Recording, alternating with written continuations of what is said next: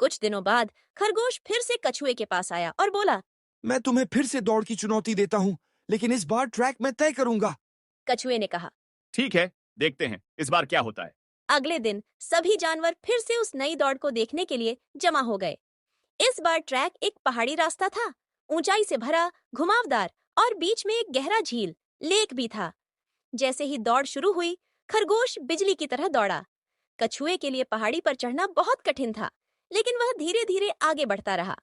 खरगोश बहुत आगे निकल गया और पहाड़ी के बीच में एक झील पर पहुंच गया। उसे तैरना नहीं आता था, इसलिए वह रुक गया और सोचने लगा कि अब क्या किया जाए। कुछ देर बाद कछुआ वहां पहुंचा। उसने खरगोश को चिंतित देखा और पूछा, क्या हुआ दोस्त? खरगोश बोला। मुझे तैरना नहीं आता और आगे रास्ता यही है। कछुआ मुस्कुराया और बोला, चलो मैं मदद करता हूँ, मेरी पीठ पर बैठ जाओ, मैं तुम्हें झील पार करा देता हूँ। खरगोश थोड़ा शर्मिंदा हुआ, लेकिन मान गया। कछुए की पीठ पर बैठकर उसने झील पार की। दूसरी ओर पहुंचने के बाद दोनों ने रेस छोड़ दी और एक साथ बैठ गए। खरगोश ने कहा, अब मुझे समझ आया कि तेज होना ही सब कुछ नहीं होता, दोस्ती और समझदारी उससे भी ज्यादा जरूरी है।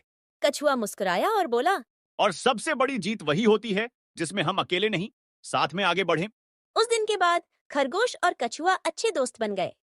शिक्षा, हर किसी की अपनी ताकत होती है। एक दूसरे की मदद करके ही हम सच्ची जीत पा सकते हैं।